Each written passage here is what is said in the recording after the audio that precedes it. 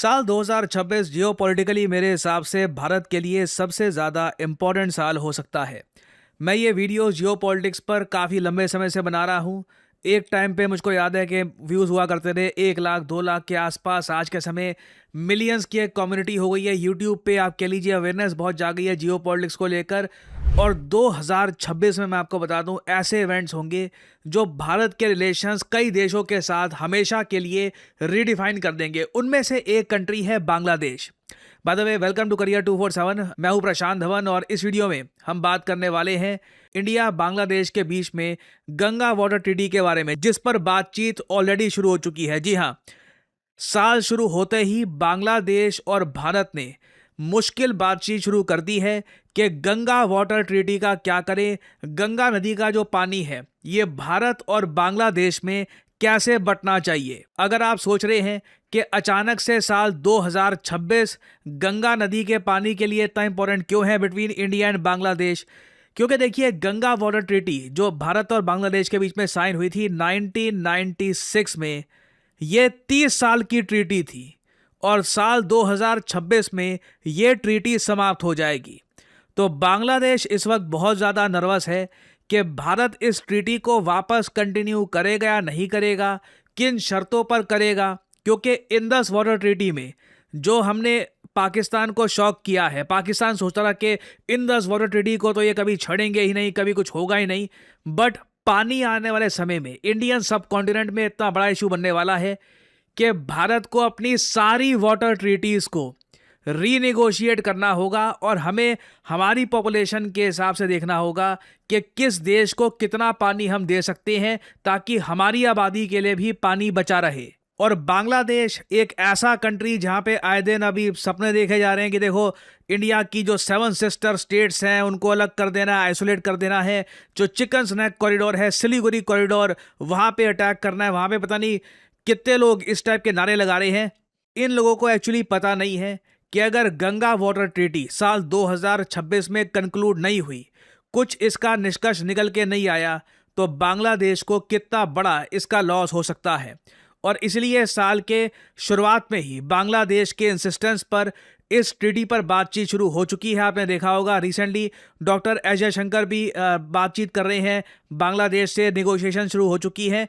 और even though आप इस टॉपिक पर बहुत सारे आर्टिकल्स देखेंगे, आपके माइंड में सवाल ज़रूर आएगा कि ये गंगा वाटर ट्रीटी काम कैसे करती है, अभी किसको कितना पानी मिल रहा है और बांग्लादेश गंगा नदी के पानी पर कितना डिपेंड करता है। डिस्कस करते हैं इस टॉपिक को इन डेप्थ। अगर हम बात करें वाटर शेयरिंग की, तो भारत से ज़्यादा फेयर और मैं कहूँगा रूल्स को फॉलो करने वाला देश शायद ही दुनिया में बना हो। चाइना आप अगर देखो तो रिवर्स को लेकर ट्रीटी बहुत कम साइन करता है, जबकि भारत ने ऐसी ट्रीटी साइन करी पाकिस्तान के साथ, इंडस वाटर ट्रीटी, जिसमें 5 नदियां आती हैं।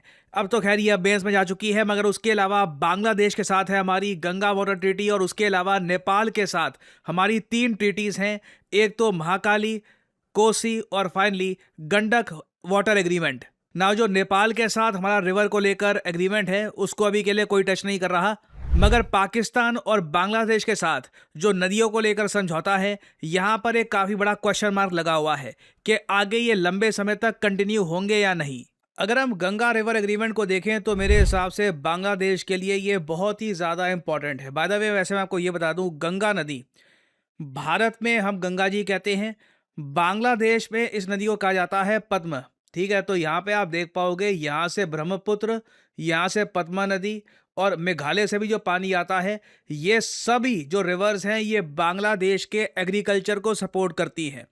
इनमें से कोई भी रिवर अगर कट खो जाती है या फिर उसका पानी नहीं आ पाता बांग्लादेश को, मिलियंस विल डाई। मैं सिंपली यहाँ पर यही कहूँगा। सो अभी अगर हम बात करें गंगा वाटर ट्रीटी की, तो ये ट्रीटी प्राइमरली यहाँ पे आप देख पा रहे हैं फराका बराज, इस पर काफ़ी डिपेंड करती है। गंगा नदी वैसे आप अगर देखें तो भारत की कई स्टेट्स को पानी प्रोवाइड करते हुए ये पहुँचती है बांग्लादेश में, मगर भारत और बांग्लादेश ने ये डिसाइड किया कि इस ट्रीटी के अंडर पानी कैसे बांटा जाएगा। ये डिसाइड किया जाएगा कि फराका बराज में कितना पानी आया है, क्योंकि हर साल देखिए जो मॉनसून है ये अलग आएगा, जो नदियों का बहाव होगा वो अलग होगा।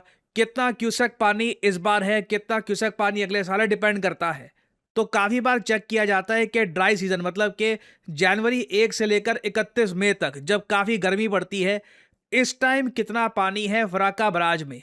उसके हिसाब से फॉर्मूला ये डिसाइड किया जाता है कि अगर पानी फराक्का बराज का जो है ये 70,000 क्यूसेक से कम है तो भारत को मिलता है 40,000 क्यूसेक। बाकी बचा हुआ जितना भी होगा वो जाता है बांग्लादेश के पास। अगर रिवर फ्लो रहता है 70,000 से 75,000 क्यूसेक तो 50-50% वाटर डिवीजन होता है। मैं यहाँ पर यह कहूँगा ना सिर्फ नेहरू जी ने, जो भी भारत के प्रधानमंत्री आए हैं, सब ने भारत के आसपास के पड़ोसी देशों को पानी दिल खोल कर बांटा है। हमने कभी भी ना, आप ये कह लीजिए, जो हम कर सकते थे कि अग्रेसिवली सारे राइट्स अपने पास रखो, और हमने कभी नहीं किया। भारत की उदारता की वजह से ही पिछले 3 दशकों में बांग्लादेश में एग्रीकल्चर भला फूला है और यहाँ पे आबादी भी एक बहुत ज़्यादा तेज़ स्पीड से बढ़ी है। नाउ इस एग्रीमेंट में एक मैकेनिज्म ये भी है कि अगर पानी का फ्लो बहुत ही ज़्यादा कम हो जाता है तो एक इमरजेंसी वाटर शेयरिंग मैकेनिज्म आ जाएगा। इंडिया और बांग्लादेश कंसल्ट करेंगे to ensure minimum flows to Bangladesh, और इसमें बांग्लादेश को हमने गारंटी दे रखी है कि कुछ भी हो जाए 35,000 क्यूसेक पानी आपको लगातार मिलता रहेगा। ना बांग्लादेश काफ़ी बार ये कह चुका है कि इवन दो भारत की आबादी आप अगर देखो तो 140 करोड़ है, बांग्लादेश की आबादी 17-18 करोड़ के आसपास है। आबादी के हिसाब से कोई मैच ही नहीं है।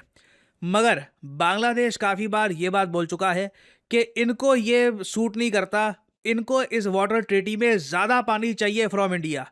और अब इस बार इसी बात को लेकर काफ़ी डिस्कशन होगी कि एक ऐसे समय में जब हीट वेव्स लगातार बढ़ती जा रही हैं, हम सबको पता है पानी का बहाव नेचुरली नदियों में कम ही होने वाला है, क्योंकि जितनी हीट वेव्स होंगी उतना इवेपोरेशन होगा।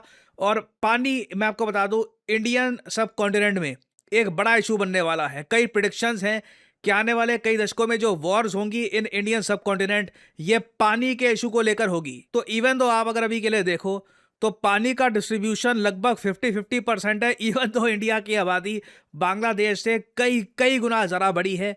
बांग्लादेश ऑब्वियसली ज़्यादा डिमांड्स करेगा इस बार के गंगा वाटर ट्रीटी के नेगोशिएशन में। ऑलरेडी मैं देख रहा हूं कि मोहम्मद यूनुस ने पिछले कुछ महीनों में ऐसी स्टेटमेंट्स दी हैं कि स्विफ्ट वाटर शेयरिंग जो इश्यूज़ हैं इंडिया के साथ, इसका इनको रेजोल्यूशन चाहिए। अब एक तरफ तो देखो इनको पानी को लेकर रेजोल्यूशन चाहिए, एग्रीमेंट्स चाहिए, तीस्ता नदी का पानी कैसा बटेगा उसको लेकर एश्योरेंसेस चाहिए। जो गंगा वाटर ट्रीटी है, चाहेंगे ये लोग के आने वाले 30 या 50 साल और आगे कंटिन्यू रहे, जिसमें बांग्लादेश को और ज़्यादा पानी मिले। बट बांग्लादेश की तरफ से क्या ऐसी स्टेटमेंट्स आई हैं, क्या से यहाँ पर एक्शन लिए गए हैं जिससे भारत के इंटरेस्ट को ध्यान में रखा जाए? That is a big question.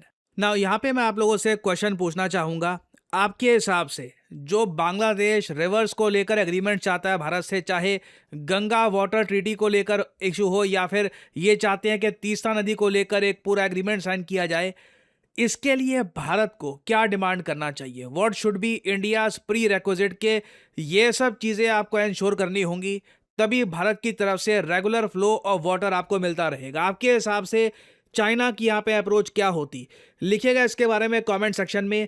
मैं जेन्युइनली जानना चाहूँगा यहाँ पे आपका ओपिनियन। अगर साल 2026 में खुद को आप अपस्किल नहीं करते तो आप पीछे रह जाएंगे। अपस्किल का मतलब सिंपली ये है कि आपके पास एक स्किल होनी चाहिए, चाहे डेटा एनालिटिक्स में, डेटा साइंस में, जनरेटिव एआई के आप मास्टर हैं, या फिर कहीं ना कहीं आपके रिज्यूमे में दिखना चाहिए कि यह आदमी सीधा बस ग्रेजुएशन करके नौकरी ढूंढने के लिए नहीं आया है, ये आदमी स्किल पोजेस करता है, तभी आपको नौकरी मिल पाएगी। ये एक ब्रूटल ऑनेस्ट ट्रुथ है। परहैप्स सबसे बेहतरीन एडवाइस जो आपको आज के समय मिल सकती है वो यही है कि खुद में निवेश करिए और खुद को अपस्किल करिए। कंपनीज को डिग्रीज नहीं चाहिए, वो डिग्रीज उनको पता है हर जगह मिलेगी। हर एक आदमी जो नौकरी ढूंढने के लिए आ रहा है उसके पास एक डिग्री है। क्वेश्चन यहाँ पर यह आता है कि वो आदमी क्या जेन्युइनली कंपनी के लिए हेल्पफुल है, क्या वो डेटा समझ सकता है, क्या वो एनालिटिक्स समझ सकता है, क्या उसकी डिसीजन मेकिंग अच्छी है। और यही जो इन डिमांड स्किल्स हैं, यही इवेंचुअली एक आदमी को नौकरी तक पहुंचाएंगी। और साल 2026 में भारत में मैं आपको बता दूं बहुत सारी नौकरी आने वाली हैं रिगार्डिंग डेटा। और इन जॉब्स के लिए अगर आपको खुद को करना है प्रिपेयर,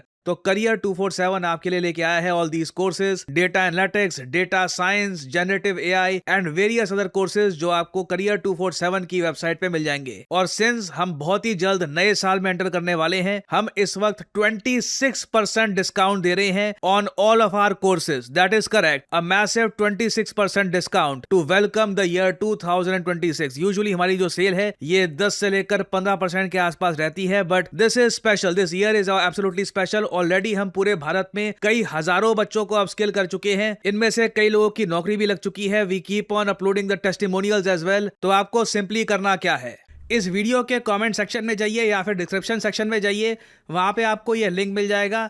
लिंक पर करिए क्लिक, यहाँ पे अपना नाम डालिए, email ID, number, discount code obviously यहाँ पर डालिए PD10, ताकि आपको डिस्काउंटेड प्राइस में ये कोड ऑफर हो और करियर 247 की तरफ से आपको कॉल आएगा, आप ये कोर्स कर सकते हैं purchase. The whole process is very smooth and very easy और आपकी लाइव क्लासेस शुरू हो जाएंगी।